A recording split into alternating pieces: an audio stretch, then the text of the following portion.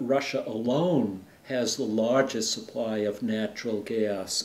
It has just far more than anybody else. So it's not going to be easy to break Europe's addiction to Russian natural gas. Second of all, it has a huge advantage in terms of piping it to Europe. Nobody else has the pipeline advantage that Russia has. There aren't any other pipelines existing really to bring it in easily.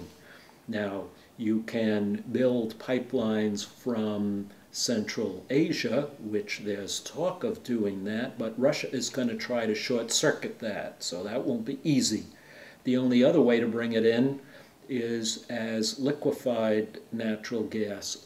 Oh, I'm sorry, there are also pipelines under the Mediterranean from North Africa.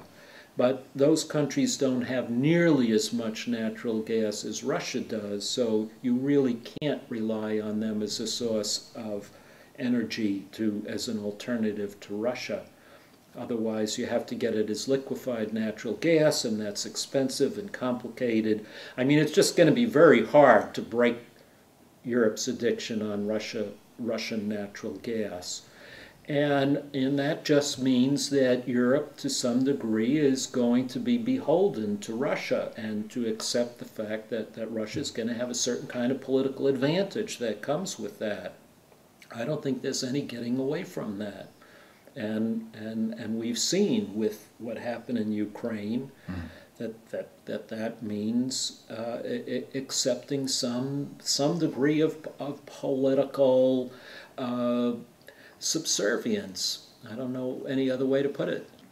Speaking of pipelines or places that Russia might try to subvert, the Caspian Sea basin, countries surrounding it. What is the situation like there? I will be discussing that in my talk tonight, so let me say that this is an area, first of all, that was once part of the Soviet Union and before that part of the Tsarist Empire. So this is an area that Russia, Moscow, has long dominated, and there is a belief in Moscow that this is the natural order of things, that the Caspian Basin should be under Moscow's control or influence. And there has been a real attempt by President Putin to restore Russian domination over the area, and I expect that to continue to be the case.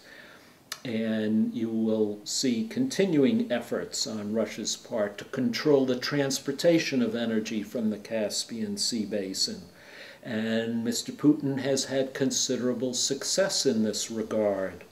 Especially in the past 2 years, he has signed a whole slew of deals with Kazakhstan, Uzbekistan, and Turkmenistan to ensure that new production of oil and natural gas from those countries will flow through Gazprom's pipelines to Europe, not independently.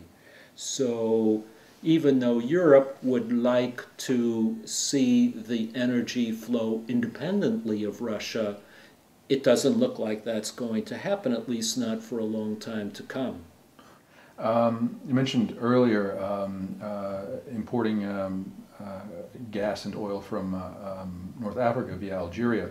Euromed, which is a partnership between the European Union and countries around the Mediterranean, is especially concerned with Algeria. Would you care to elaborate on the situation in Africa? Well, it's not just Africa, also Libya is another source of natural gas for Europe. Well, I sympathize with Europe's efforts to establish links with North Africa. This is essential because of all kinds of economic and population pressures that Europe will face from North Africa, especially as global warming intensifies. North Africa will be among the first and hardest hit parts of the world to suffer from global warming, and this is going to have tremendous implications for Europe because there will be a natural inclination for the populations of those countries to come to Europe. and we see already the political implications of that. So one way to for Europe to deal with this is to try to promote economic growth in North Africa, and energy is one way to do that. So Europe has a vested interest in promoting economic growth in Algeria and Libya and the other countries of North Africa. That said, I worry about the instability of those, future instability of those countries, because of the, you know, the historic imbalance in wealth between those who benefit from energy development and those who are excluded from the benefits. And this is going to be a constant source of instability. What would the implications of a U.S. attack on Iran be?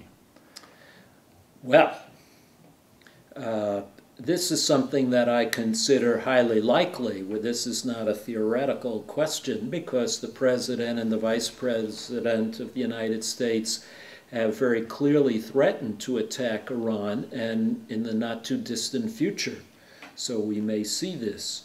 Now, obviously, Iran does not have the conventional capacity to retaliate against such an attack or even to defend itself. And the Iranians have said that they will retaliate through unconventional or so-called asymmetrical means.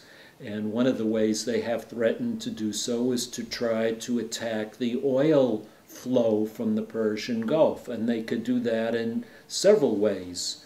Directly by trying to cut off the flow of oil through the Strait of Hormuz, by strewing mines, anti-shipping mines. It's a very narrow channel. It's no more than a mile or so wide, through which 1/5 of the world's oil flows every day. And if they succeeded in closing that passage, it would have a catastrophic effect on the world oil supply. And if it stayed closed for any length of time, we would have an immediate worldwide economic crisis. They could also create indirect economic chaos by provoking uprisings and sabotage in the oil fields of Saudi Arabia and Kuwait by agents, by saboteurs. And bear in mind that most of Saudi Arabia's oil fields in the eastern province are in an area where Shiites are the majority. Most of Saudi Arabia, of course, is Sunni, but there is one part of Saudi Arabia where Shiites are a majority, and that's where the oil fields are. And we know that at least some of the people in those Shiites historically have been discriminated against by the Sunni majority in Saudi Arabia. They haven't been able to practice their religion. They are looked down upon, and they bear a grudge against the government.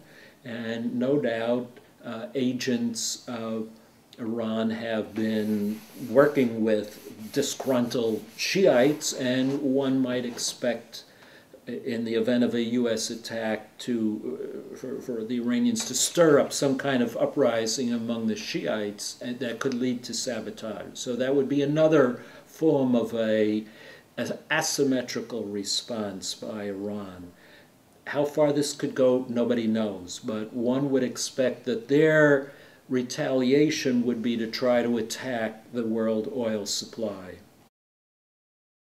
Could you explain energofascism to us? Well, this of course is my response to the term Islamofascism, which I think is an illegitimate term. I think it's a made-up term to discredit the Islamic world, and I reject it. But partly in response to that, I